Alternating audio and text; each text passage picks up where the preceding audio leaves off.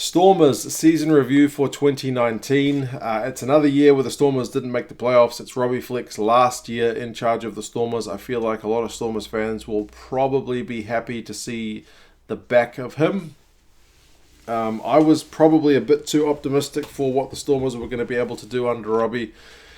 I thought they were making steps in the right direction, but as a Blues fan, I guess I'm a pretty poor judge of that because I've thought the same about some of the Blues coaches as well. Ultimately, it was a bit of a road to disappointment. 10th is where they finished, 7 wins, a draw, and 8 losses, so just below kind of a 50-50 record. Not good enough for the playoffs, 1 point behind the Highlanders, who finished 8th. The Stormers did have it all in their own hands towards the end of the season, but were not able to finish off. It was an improvement from 2018. 2018 they finished 11th with 6 wins and 10 losses, so 2 fewer losses, an extra win and an extra draw. But still, at the end of the day, if you finish 10th or 11th, nobody really remembers. All they know is it wasn't much of a season. It wasn't all bad though. I'll go over some of the good, some of the bad, and what we can expect for the Stormers for next season, which at the moment is looking like a pretty big question. So the good, getting over the advantage line, they were 6th. Now, no one's really going to brag about being 6th at anything, but it's top half of the table anyway. Line-out wins, they were 1st average per game, so that's good. Good to be winning your own line-out ball. And 3rd at winning the opposition's line-out, so the line-out was solid. The scrum stats, I never read too much into the scrum stats because I don't think they're very accurate, but the Stormers didn't rank very well, but there was only like 1 point or 1 or 2% between the top and the bottom, so I don't really read much into them. Points conceded, they are 12th. So defensively, seemingly not too bad. Tries conceded, again, 12th. That kind of goes with points conceded. Tackles, they were the 4th highest tackling team in Super Rugby for 2019. Average tackles per game, they were 4th. That does speak to a bit of having a bit less possession than your opposition if you're having to make all those tackles. But for missed tackles, they were 9th. So again, I've looked at some other teams, and their tackle count is really low, but their missed tackle count is really high. So it's a negative thing. For the Stormers, the tackle count is high, but the missed tackle count is fairly low. So defensively, again, that's kind of a good indicator. Penalties won, they were 2nd, so it's very good. And penalties conceded, they were 14th. So again, right at each extreme, second best and second best for those. So that's a positive indicator too. Goal kicking, 2nd at 84%, just behind the Sunwolves. Penalty goals attempted, they were 2nd. So again, if you've got someone who's kicking at 84-85%, you might as well take the shots at goal. And kicking the ball, they weren't the top team, but they were averaging 5th overall for kicks per game in play and kick meters. So that kind of goes hand in hand. What was some of the bad stuff? It's not actually not too many things, but I think kind of key things that they're missing. Average points scored, 13th. So right near the bottom of the table. So the defensive is fine. The attack was poor. Although they can kick the goals, it was apparent pretty early on in the season they were struggling to score tries at some times. Tries 14th, again, lacking the ability to score tries. Run meters 11th, kind of makes sense. The attacking stat is not there. Line breaks dead last at 15th, so really lacking that attacking punch. Pick and drives 13th, that's more about the style of play, but it's low stat. Advantage line conceded, they were 15th. I've written that in the wrong place. That should be a positive stat. They're not conceding the advantage line very often. And line breaks conceded, they were 5th. I've written that at the wrong stat because that's a good stat. So actually, overall, the good things for the Stormers is their defense is immense. But the bad things is they just couldn't do much with the ball. They couldn't get line breaks. Tackle busts, I think, were kind of middling, and they couldn't score tries. It's really hard to win games if you can't score any points, and the Stormers found that at times this season. In terms of individuals, Herschel Yankees, who's been a bit of a revelation for South Africa this year, was their top try scorer with 5 tries, and he is a very good news story out of the Western Province this year. SP Maria was actually their top average run meter getter, and overall in Super Rugby, he was in the top 10. He only played 7 games, but if you do it by average, he was actually a pretty good performer. I know a lot of people don't like him. I do, but that is what it is. Peter Steph du Toit is one of the top line-out winners. Again, he's top 10 for whole of Super Rugby for average games.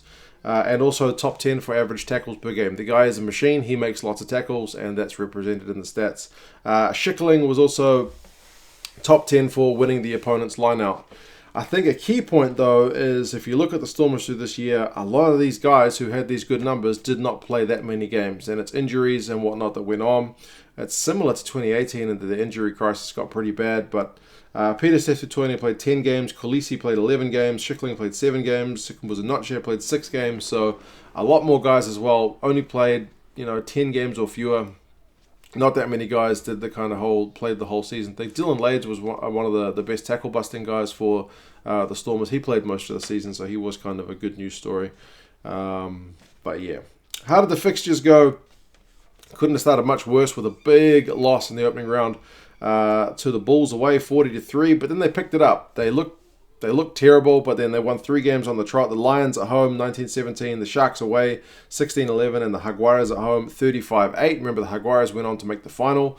Then 3 games on the bounce they lost. And the Stormers last year, so 2018, very poor touring. They didn't win any away games last year.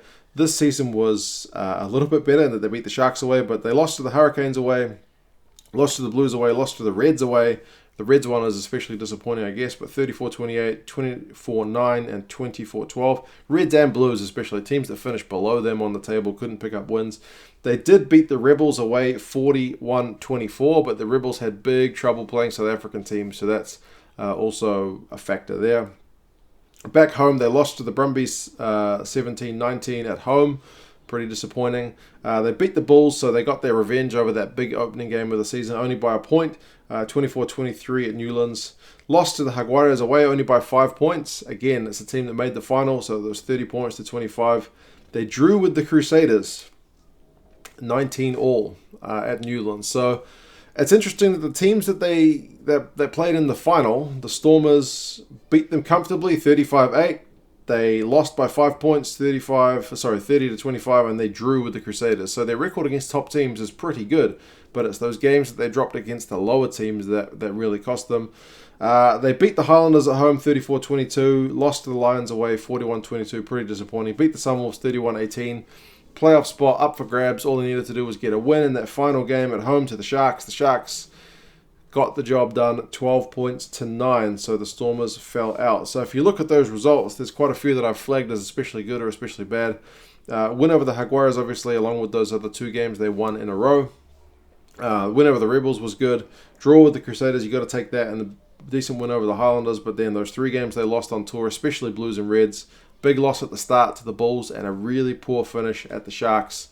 Quite costly overall. So it's definitely not all doom and gloom, but I really don't know how the Stormers are going to line up from here, because when you look at the guys who are on contract next year, and it's virtually, there's a few guys who have been reportedly signed, but I haven't seen anything that says concrete these guys are in the books for next year. Definitely going as Etzebeth, De Allende. Those guys are off to, I think, France and Japan. But the amount of guys whose contracts is not sorted is immense. There's reports that Peter Steph-Tutoiene, Sia Khaleesi, JD Schickling, Bongi Mbonambi, Stephen Kitsoff, Wilco Lowe, and Franz Malherbe are all going to stay.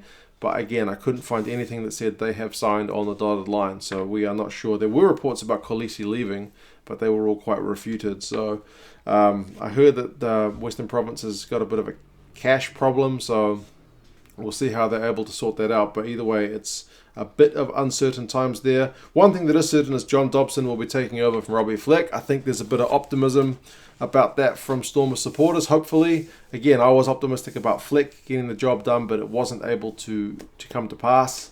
We'll see if Dobson is able to get a bit of improvement from those Stormers, but they've kind of said, a lot of the reports have said, it may be kind of a whole clean slate with the playing squad, depending on how they go financially and how they can recruit. So, yeah, how the Stormers are going to go next year remains to be seen. What did you guys think of their season this year? What did you think were kind of the key moments that let them down, or how optimistic are you for next season? Have you read anything else that says confirmation about what is going on with the Stormers next year? As I said, I had a look around, but a lot of talk, but nothing that I could find that was concrete. You guys let me know your thoughts, and I will talk to you again soon. See you later.